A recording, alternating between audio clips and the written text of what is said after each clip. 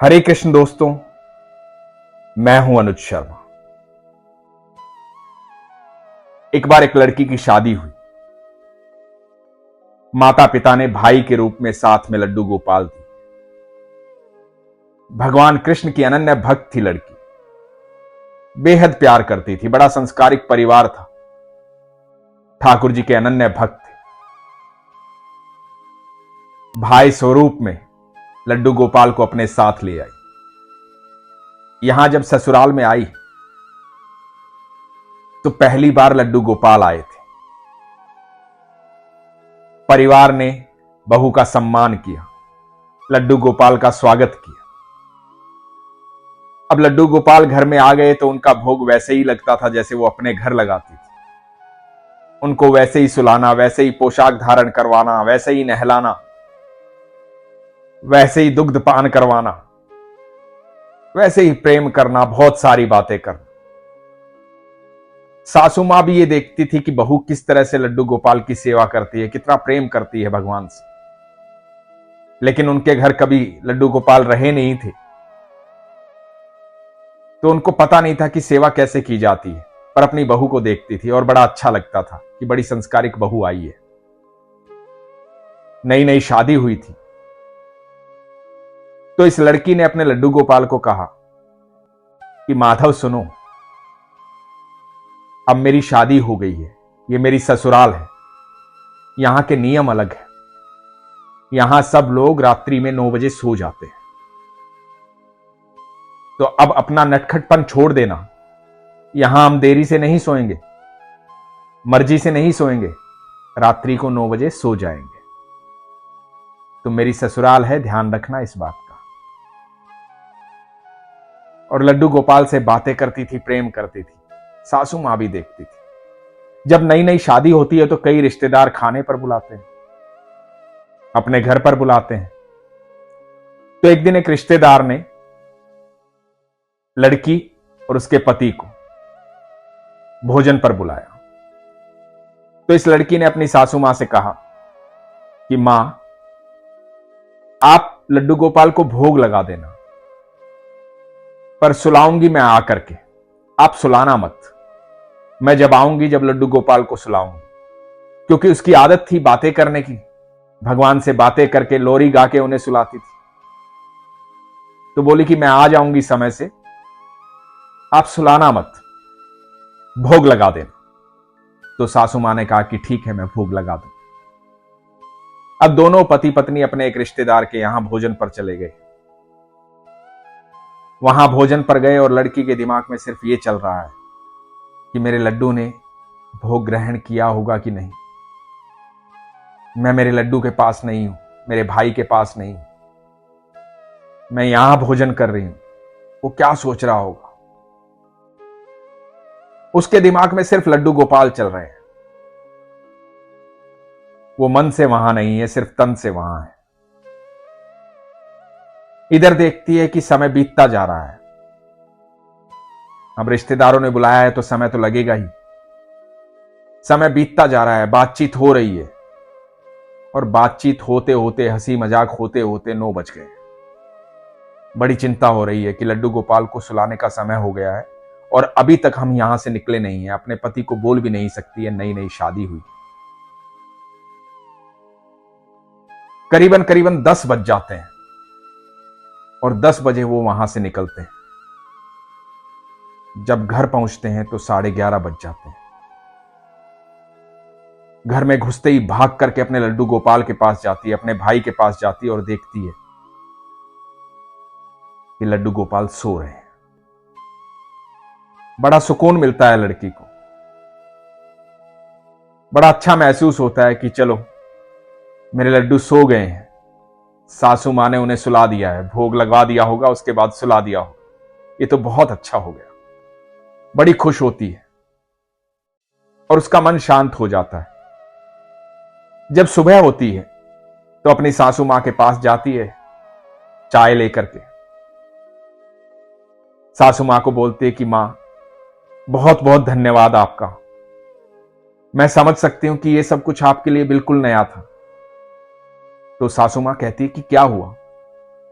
तो वो कहती है कि मां, आपने कल रात्रि को लड्डू को सुला दिया, समय से सुला दिया। उसे मैंने बता दिया था कि 9 बजे यहां सब सो जाते हैं, तो 9 बजे उसके सोने का समय था। मैं जब आई तो बहुत देर हो गई थी, बड़ी चिंता हो रही थी मुझे। आकर देखा कि लड्डू सो रहे हैं तो बड़ी खुशी हुई। बहुत बहुत धन्यवाद मां। सासू मां ने कहा कि अरे बेटा नहीं, कल रात को तो तुम्हें क्या बताऊं क्या हुआ। मैंने भोग समय से लगा दिया था, जैसा कि तू लगाती है, और हम लोग सो गए थे क्योंकि हमें पता था कि तुम देरी से आओगे। हम जल्दी सो गए थे और तुम कहकर गई थी कि लड्डू को मत सुलाना, मैं खुद आकर के सुलाऊंगी। तो हम लोग आकर के सो गए थे। जब मैं सो गई तो एक बच्चा मेरे पास आया, मोटी मोटी आंखों वाला, घुंघराले बालों वाला। बच्चा यहां खड़ा है मेरे बिस्तर के पास, आंखें मल रहा है, आंखें लाल हुई पड़ी हैं, और मुझे कह रहा है कि दादी मुझे नींद आई है, मुझे सुला दो। मुझे कुछ होश नहीं है। अपने छोटे छोटे नन्हे नन्हे हाथों से वो अपनी आंखें मसल रहा है, और ये कह करके वो चल पड़ता है। अपने छोटे छोटे कदमों से वो मंदिर की तरफ जाता है और मंदिर के पास जाकर के वो गायब हो जाता है। मेरी कुछ समझ में नहीं आता है। और मैं मंदिर के पास खड़ी हूं और देखती हूं कि वहां लड्डू गोपाल बैठे हुए। पता नहीं मुझे क्या होता है।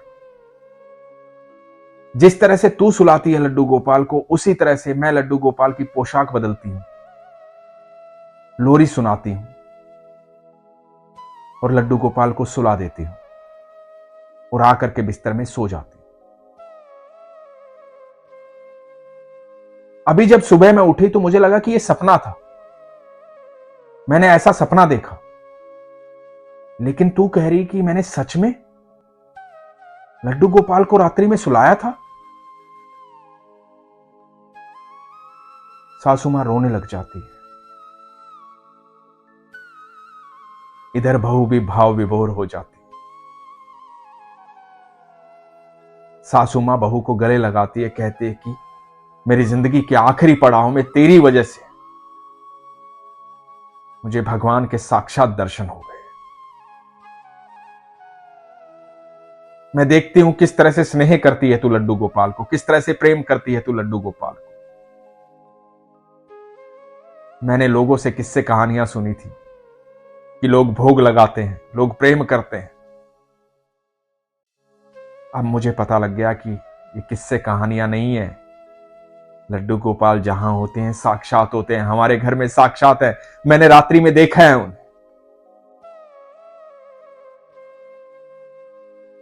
और इस लड़की के आंसू नहीं रुक रहे थे, भाव विभोर हो गई थी, क्योंकि वो तो जानती थी कि मेरे भाई हमेशा मेरे साथ रहते हैं। दोस्तों, बहुत सारे लोग ऐसे हैं जिनके यहां रिवाज है कि जब भी उनकी बेटी का विवाह होता है तो वो साथ में लड्डू गोपाल देते हैं। लेकिन ये पता नहीं होता कि सामने वाला घर कैसा मिलेगा।